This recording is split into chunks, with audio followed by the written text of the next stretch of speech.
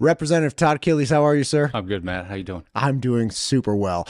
You're coming in with some information. I talked to Brian Brooks last week from the American Bird Conservancy, and he was talking about some effects of DOGE and the environment. He was really articulating our public lands to maintain them, or the amount we spend for, like, I don't know, forest people is like not outside, like not fire stuff, but just having somebody, clean up after campsites and stuff. We have something that's like $1 billion that we spend, and the ROI is like 100 billion. Yeah.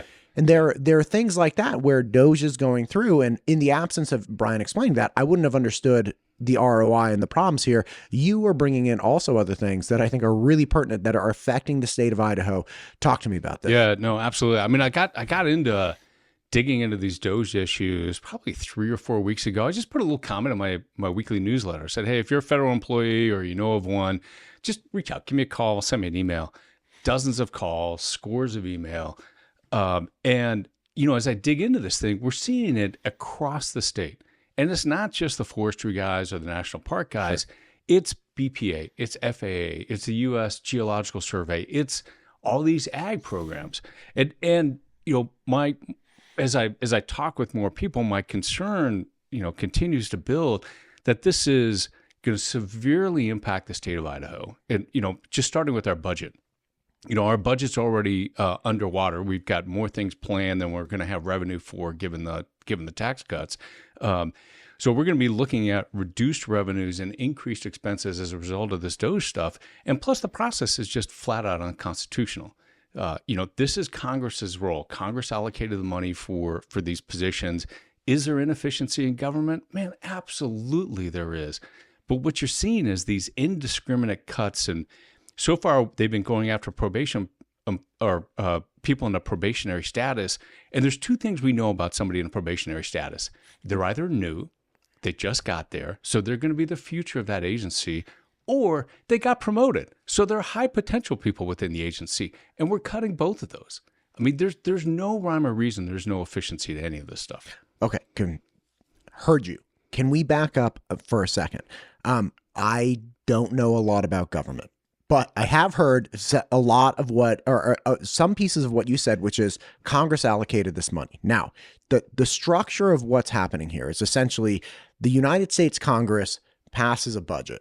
Okay. And they allocate money, boom, boom, boom, boom, boom. Okay, fine. To, like, say, a hydrologist. They're like, we're going to fund hydrologists because in the arid West, like, this is a problem. They need water. We need the best and brightest people figuring out, snowpacks and water retention, aquifer recharges, all of the stuff. So Congress votes as elected representatives, and they make this budget. And then they're like, okay, this is our budget. And what's happening is the DOGE, right, Department of Government Efficiency, and again, I like Elon Musk as much as the next guy, but so somebody puts him in place, and they're like, okay, we've made this Department of Government Efficiencies. And Elon Musk and team are going around saying, okay, these things that were put in place by duly elected representatives, we in the Department of Government Efficiencies, we disagree with what the elected officials are doing or have done. Yeah. And therefore we are going to make an order to counter that. So it's like you put $1 million in for, 3 hydrologists, or for 10, I don't know what they get paid, but you put $1 million towards hydrologists in Idaho. And we in the Department of Government Efficiencies, we agree with that decision. Therefore that is either cut or eliminated. Yeah. Yeah. That's what's happening. So when people say it's unconstitutional, that's what's happening. Exactly. And I think it also doesn't make any damn sense. So we'll take the Forest Service, for example. So we've got this new guy that got sworn in last week, Tom Schultz, Idahoan. He's the new chief of the Forest Service. He was the director of lands, right? Yeah. Okay, great. He spent some time. He's a Mountain West guy, but he's coming into an organization that 3 weeks prior, and it's hard to get the hard numbers, but somewhere between 10 to 15% of the employees were fired, probationary employees. So, Matt, you're going to take a big new job, right? You're going to run this huge organization. This huge podcast. Just That's right. The amalgamated podcast company. Yeah, okay. But you come into this thing, and 3 weeks prior to you showing up, 10 to 15% of the employees get fired. That would happen nowhere. I mean, and I spent 20 years in the tech sector, T-Mobile, Hewlett-Packard. Rule number one is if you're going to have a new leader come in, you don't do any big changes before the new leader comes in, right? Because it should have been Schultz's opportunity to review, approve, deny all of these personnel changes, because he's the guy on the ground. He's ultimately responsible for this. So when you lose 10 to 15% of your employees 3 weeks before the new leader comes in, that's not accountable. That's not efficient. That's not smart. That's not how you run an organization, which is why I think this, the whole mantra around this stuff, I really challenge, because I don't think there's any consistency around it. And let me do some numbers here. So there's about 11,000 federal employees in Idaho, right? Take out Army, Air Force, and there's about 10,000 civilian employees. The number one agency for that is Ag, and the number one group within Ag is the U.S. Forest Service. It's about 2,800 employees. Right, because remember, we grow trees. Right, that's the big piece. And all the land and that they're managing, right? And then there's a whole bunch of Ag programs that also fall underneath that. Number two is the VA. So about 2,500 VA employees, most of them running the Boise Medical Center. And then number three is the Department of Interior, which is basically the BLM. That's at about 2,200, 2,300. And then there's Bureau of Reclamation, and there's some other agencies within the Interior. So you've basically got about 77% of federal employees in the state are these three agencies: Ag, Interior, and the VA. And then when you look at what's happened, I mean, some of the stories are just ridiculous. I talked to a U.S. Air Force vet, 14 years on active duty, 100% disabled. He had been working in a work therapy program at the VA, and he just transitioned to a full-time gig at the VA a couple months ago. Probationary, gone. Tell me the logic on that one. There was KTV did a great story on another VA person, Vicky Teague, 23 years on active duty in the Army. I think 7 or 8 years in the VA. She got promoted to a new gig after her service. Great. So she's obviously pretty good at what she does. Gone, because she was still in that probationary period for being a new employee. And then another one, Freddie. Freddie, another one, I think 5 years on active duty in the Army. He was with the 101st Airborne. 14 years at the VA, takes a new role helping people on board because the VA's been staffing up in his probationary period. Gone. There's no logic to any of this stuff. There's no government efficiency. So when you were talking about, I did not, when you said, hey, look, people getting promoted, I understand, hey, I showed up 6 months ago. This is my first 6 months here. I understand that. And not saying those people are bad. I'm just saying I understood. It was like, hey, look, first in, last out, or last in, first out, excuse me, whatever the union term is. I can't remember. But what you're saying is, no, you have people that could be there for literally over a decade very successfully, and they get promoted, and that promotion comes with it a probationary period, even though they have this long track record. So you have some of like the most successful people or longstanding people that got upregulated within the agency. They're like, hey, you're so good. We don't just want to keep you. We want to put you into an even better, more important spot. It's like, boom, that triggers a window where they're like, nah, you're gone. Yeah, exactly. I mean, there's no sense to this. And then when you look at the cuts, and then a lot of the agencies like the Forest Service, they were already shorthanded. So you take a 10 or 15% cut. Up in the Panhandle, it's about 37. The Payette, they lost about 50. On the Boise, they lost about 40.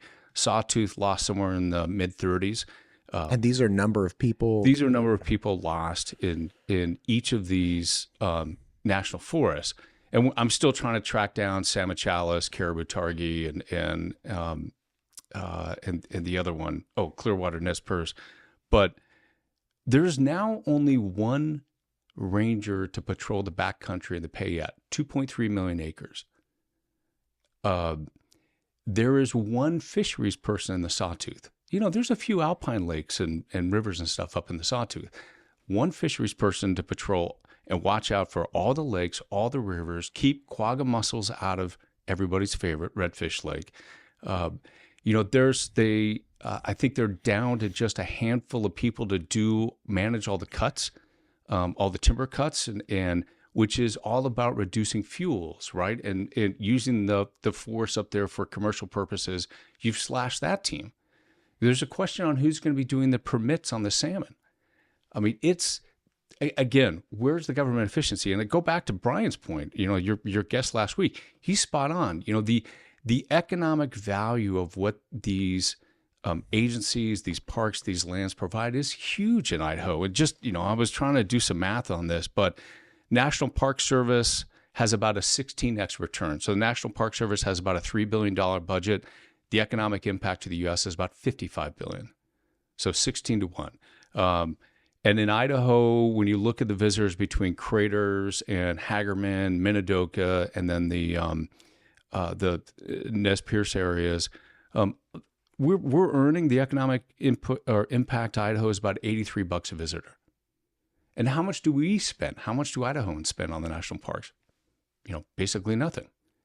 So that's $83 per visitor of economic impact to the state. That if you undermine these parks, isn't going to happen. National Weather Service, they had NOAA. NOAA had some cuts. They lost a couple of meteorologists here. 3 of them got hired back last week. I guess that was another whoops. 73 to 1 return.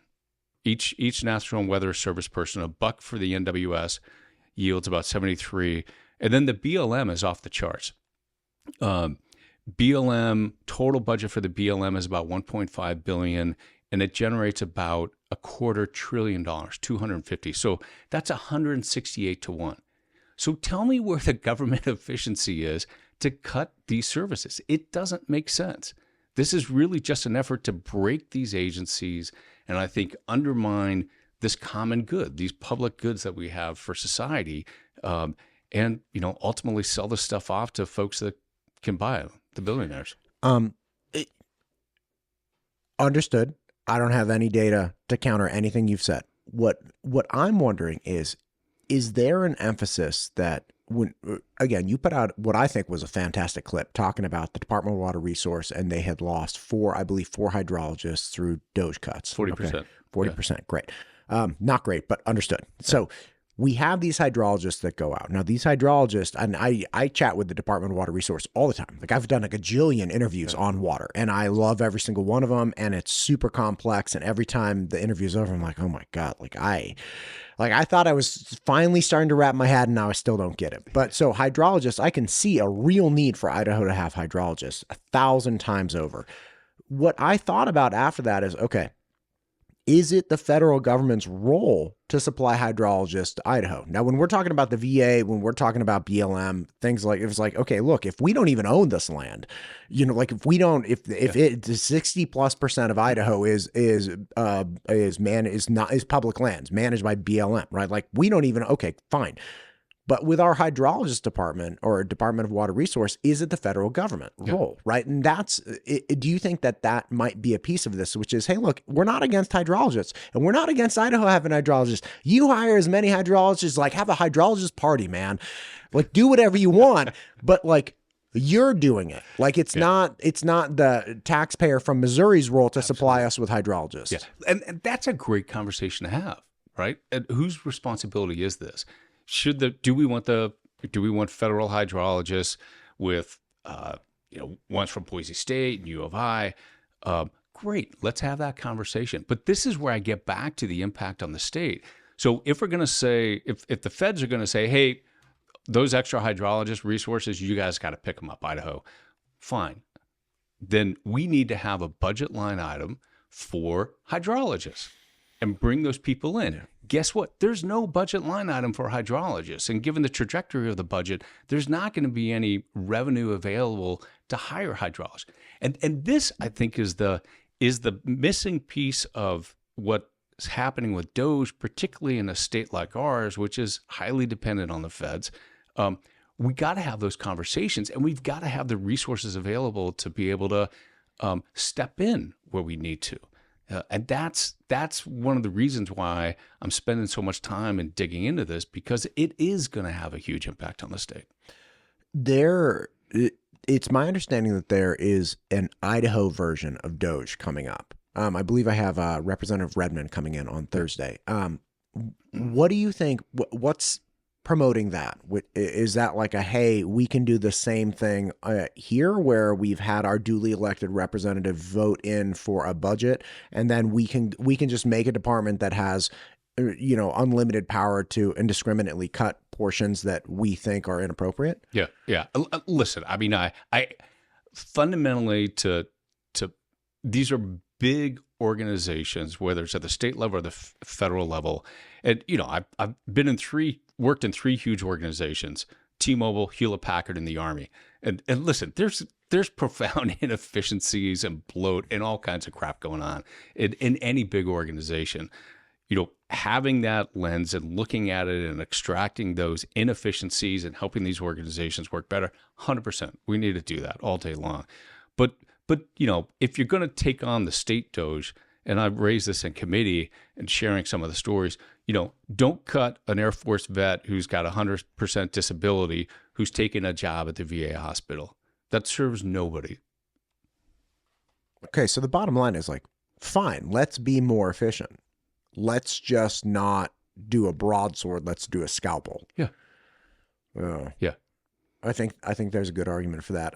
Aside from the things you've mentioned, what are other pains? So we have BLM, we have National Park, we have, again, the Department of Water Resources one where I was like, whoa. Yeah. That's because I understood, again, hey, we have this national thing and we're reducing down our national expenditures. And I'm not saying I agree with it, but I was like, okay, that's if that were my charter, if that was my plan, then I could see that. But coming down to the department level where it's like, no. Yeah. Those hydrologists are gone. So two examples here. One is Department of the Ag and some of the ag research that's done in the state, and then the IRS. So let's start with the IRS. So the IRS is basically. I don't think you're going to get any sympathy for the IRS. Well, here's let's talk through it. I'm not even saying you're wrong. Like, we need a tax system, but like everybody's like, kill them all. Could you imagine, like, who is hated more than an IRS agent? Like, what a thankless job. Like beyond thankless. Could you imagine the PTSD? Like, you have the people that have to scrap YouTube and Facebook for inappropriate videos, and you have the IRS agents. Like, those are the two people that have like occupational PTSD the worst, probably, in civilian life. You do. But what's the biggest problem right now? What is everybody jumping up and down on justifying these cuts? Federal debt's too big. Okay. Right? So how do you fix the debt? You either reduce expenses or you increase revenue, or you do a combination of the two. So the IRS has been on a hiring freeze for about 10 years.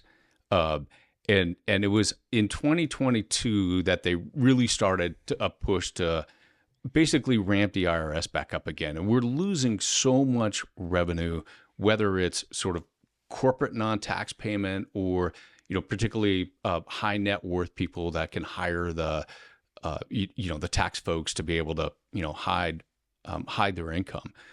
So so you're saying it's literally tax evasion. It's not tax aversion. Well, there's both going on, right? Okay. And sort of manipulating the rules and doing these really complex returns where you can bury this stuff.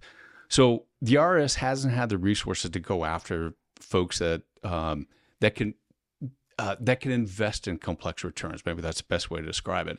So you get a big push.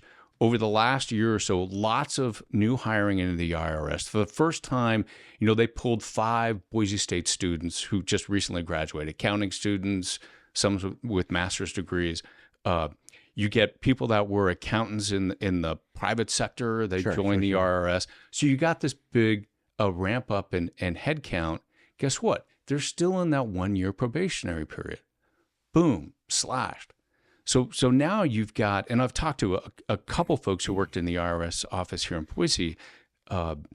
You've got 2 categories. You either got people that are about a year or 2 away from retiring, or you had this big group of new hires. New hires are gone. So now you can't go after these complex returns, which is where the money is. IRS agent, a good one, is going to return about $12 for every dollar they spend in salary. Right? That's another. Okay, so where's the efficiency there? We've got all this lost revenue that people aren't paying. You've got like Tesla isn't paying tax. My old employer, T-Mobile, paid no tax over the last 5 years. I mean, this is just a bunch of crap that folks aren't paying their fair share. And now you've just you basically just eliminated the resources you need to be able to go get that stuff for everybody. Okay. This is a very interesting topic. And again, the concept of, hey, you're not paying your fair share. Okay. So when we talk about a corporation like Tesla not paying taxes, okay, I think what people confuse that with is that the Tesla Corporation is not generating tax revenue, which is wholly inaccurate because Tesla is paying its employees, and all of those people go out and pay taxes. Now, Tesla Corporation, if I have a corporation and I make $1 million and then I pay my employees $1 million, so all of the money that I generate goes either to investing in people or investing in machinery, and I don't turn a profit where it's like, okay, Matt made $1 million, but his expenses were $900,000. I don't pay taxes. That doesn't mean that I'm not part of this tax system, right? And but yes, that would be engineering a for-profit business to operate like a nonprofit, right? No. We make long-term investments, and the investments are hyper complex, and these systems are hyper complex. Like Microsoft, for I think a 27-year period, only paid taxes 3 times. You can't tell me that Microsoft was attempting to operate in a non-profit mechanism. But I'm not saying they are, but they're structuring their businesses to minimize the tax paid. Yes, but they're not. That's not saying what I'm saying is, first off, that they are functions of the tax code that they did not make. That was in existence before they existed, and guess where that tax code came from, right? It wasn't the frickin' dude from Buell that wrote the tax code. It was the corporate lobbyists in D.C. spending all the time shaping the tax code, right? That's the fundamental problem. I think Ford's tax rate was 1.2%.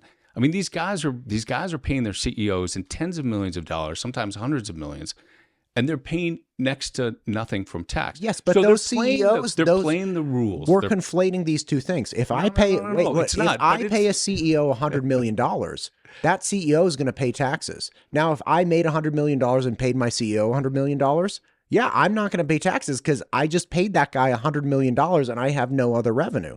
I'm not against going after the $100 million guy. But to say, hey, this corporation didn't pay taxes. Like I've always been a small business owner. I've never had a job. I've never had a W-2. And to say like, hey, Matt, like I used to do a bunch of merch, right? And it's just like this is the first one. This is the Matt Todd University hoodie. This was the first hoodie. And at one point I was spending towards the end in 2019, I spent a lot of money. I spent like $30,000 on merch for my students. And I gave it all away, right? I wasn't turning a profit from this at all. And to say like, hey, Matt spent $30,000. He had a $30,000 expense line item. He's not paying his fair share. No. That's but which is not what I'm saying. What I'm saying is that you've got such a complex tax system now, and no one's going to argue with that. That there's lots of ways to manipulate the process, and if the IRS doesn't have the resources to be able to dig into these complex returns and find out where people are manipulating the rules, then that hurts the country. That's lost revenue. That's people not, whether it's individuals or companies, that's not paying their fair share. And that's why I think these IRS cuts are just going to hurt us, because it's going to pull the revenue down. It's going to put more pressure on the national debt. And there's a bunch of stuff that, I mean, listen, the Army right now is tiny. The Army, we need to invest in the Army. We need to invest in the Navy. We need to invest in our military. We need to invest in schools. There's a bunch of stuff that we need to invest in this country that has just been on this downward slope. And when we like not even chasing the revenue that we should be getting, then we're just shooting ourselves in the foot. Again, not very DOGE, not a lot of efficiency there.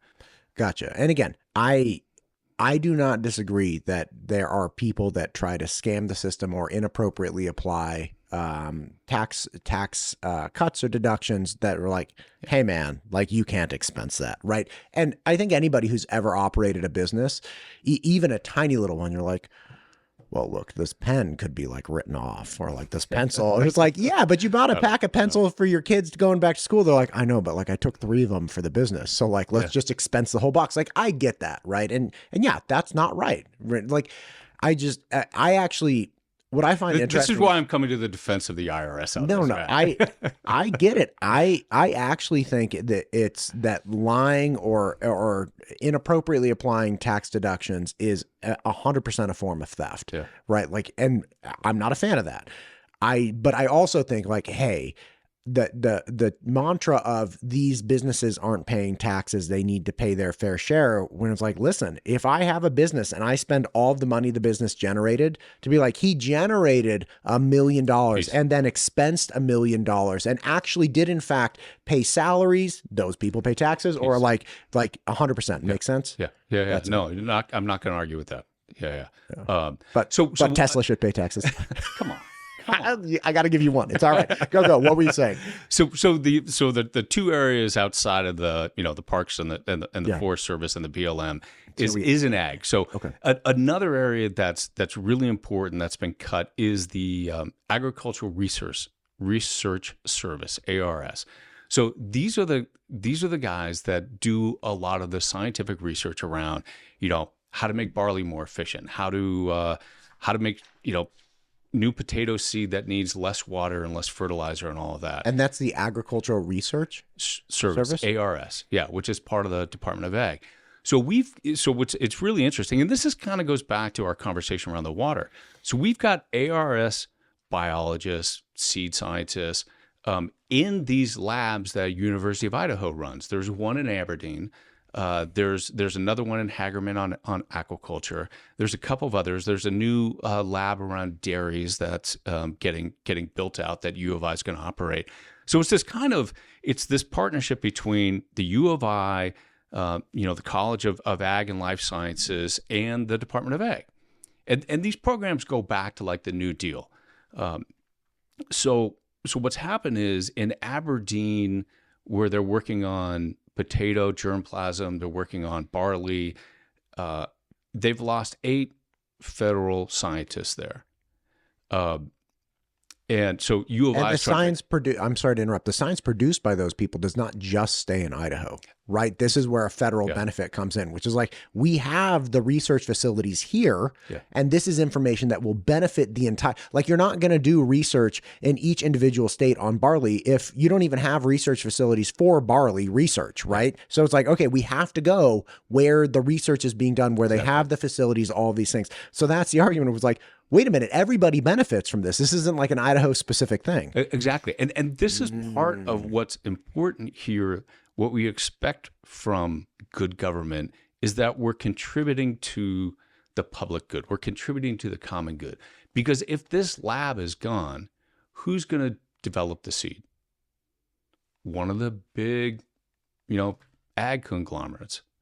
And there's only a handful of seed companies out there. So now when you reduce this public research, then you're handing the market over. You're basically handing the market over to the handful of companies that are already there. That creates less competition. That gives these firms more market power. And guess what's going to happen to seed price? Guess what happens to intellectual property around new seeds, right? So all of this is going to come back to really haunt the ag industry in terms of less choice, higher input costs, and more farmers struggling with their margins. That's why this research is so important. Well, one other thing, if I may, and again, I don't know all about the things you're talking about, but there is a place for government-funded research, in that the only research that can and should be done by private companies with stakeholders is research with a predictable ROI. Right. That's it. Like, we have cordless power tools because of NASA, because they're like, there was not a company saying, hey, there's a market for this, or like, this is how much we think it's going to cost. The fact that government actually is good at doing large scale projects that are not understood on what the actual expense is, that actually yields functional results for the private sector, which is, okay, it costs the government $1 million to do X. Okay. And there actually may be an ROI here, because like if we could actually make that like $700,000, then I think it would be valuable but until we know that the original cost was $1 million, the private sector can't come in and sink its teeth in and say, okay, then if we made it 30% more efficient, we actually could turn a profit. Let's research that. Yeah. So in some things like ag research, there isn't a private sector replacement for the government funded research, because they're like, well, we don't even know if there is a downstream ROI here, so we're not going to invest this unlimited time and energy into it. But we are all the beneficiaries of those types of things. Yeah, exactly. And that's the whole point of government research, doing this really early primary research where there is no, a VC is going to want to see a 3 to 5 year prospectus or whatever it is. Exactly. And they'll want to know that they can realize the gains on their investment within that time horizon. But on this fundamental research around, all right, how do we make sure that the next crop of potatoes is more resistant to pests, and we can put less water on them, right? Who cares about that? That's why this stuff is so important. Again, where's the DOGE efficiency in that? It's not there. That's why this whole process by which we're trying to create some efficiency in state and federal government, which we absolutely need to do, but this process is just totally ham-fisted. I mean, it's broken. Would you say ham-fisted? Ham-fisted. I don't know that saying. What does that mean? It's like hands that don't work. Just you ain't got the opposable thumb, baby. I know. You're just like, it's bad. God bless you, sir. Listen, we had to meet early today because you got things to do. I really appreciate you explaining this. Is there any other last bit you want to hit on? Because I can keep wandering through questions because I'm very curious, but I want to be sensitive. Yeah, I mean, listen, there's a lot there. Okay. Well, maybe come back. Well, I'm happy to come back as we see more in this. I think, folks, here's my request. If you're a federal employee or know of one, reach out to me. Let's continue to figure out what's going on, because we know the BPA is involved, the FAA. There's a bunch of other agencies that are, and this is impacting Idaho. And number two is reach out to the federal delegation, right? I'm trying to sort of do the homework and elevate and bring some transparency to this. But Congressmen Fulcher and Simpson, Senators Risch and Crapo, they need to hear from Idahoans that this stuff is breaking the economy. Yeah, and more than anything, I want hydrologists in the state. Do you think or we hire our own, right? Yeah, right. But let's have that conversation, and let's make sure there's a budget line item for that. Do you know if the $30 million allocated continued water research from the governor's budget got approved? Because he did like $60 million for fire last year, $40 million all-ongoing fire budget, and then he did a $30 million line item for water. Yeah. We're moving a bunch of water stuff forward, but I think with the other cuts, there's a lot of things on the governor's budget that are on the fence. This seems to be like a particularly intense session. Yes. I don't know if it's just the first one I've been in and seen, but like this one seems a little intense. Anyway, listen to me, Representative. I appreciate you. Thank you for taking the time this morning, and let's do this again as things develop. Sounds good, Matt. Appreciate it.